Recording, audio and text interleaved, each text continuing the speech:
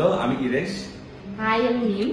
সম্প্রতি একটা জরিপে দেখা গেছে যে একটা যে কোনো হাউস হোল্ডে আনপেইড লেবার সেটা সংসারে যিনি মহিলারা 12.5 ঘন্টা আনপেইড লেবার করে গড়ে দিনে, আর ছেলেরা 2.5 ঘন্টা করে।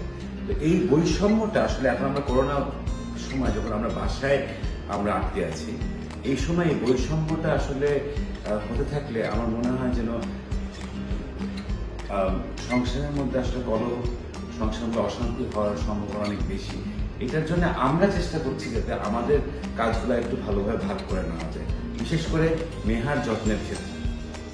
হ্যাঁ, যেমন আমি এখন রান্না করছিলাম, তো তখন ইরেশ মেহাকে খাওয়াচ্ছে, বা আমি যখন সকালবেলা ঘুম থেকে উঠে মেহার খাবারটা রেডি করতে থাকি তখন ইরেশ মেহাকে গোসল করায়, বা আমি যখন একটু টায়ার্ড থাকি বাসা কোনো একটা কাজ করে হয়তো বা, তো মেহাকে তখন টেক কেয়ার করাটা সেটা ইরেশই করে।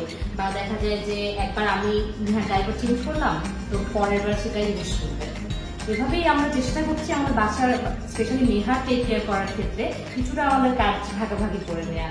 আমরা যখন আসলে বিভিন্ন একজন অফিস করতে পারছি না, বাসার বাইরে যেতে পারছি না, তখন আমাদের এই ভাগাভাগিটার জন্য হয়তো গত আমরা এখন 3 সপ্তাহের ওয়ার্ক ফ্রম হোম মোটামুটি আইসোলেশনে আছি, কিন্তু আমাদের ফ্যামিলির মধ্যে শান্তিটা মোটামুটি আমরা বজায় রাখতে পারছি। তো আমার মনে হয় যেন এরকম ভাবে কাজটা ভাগাভাগি করলে বেশিরভাগ পরিবারে এই শান্তিটা বজায় রাখবে এবং আমাদের সমাজে এই যে বৈষম্যটা আমরা একটু হলেও কাটাতে পারবো এবং জেন্ডার ভায়োলেন্সটা আমরা একটু হলেও রোধ করতে পারবো।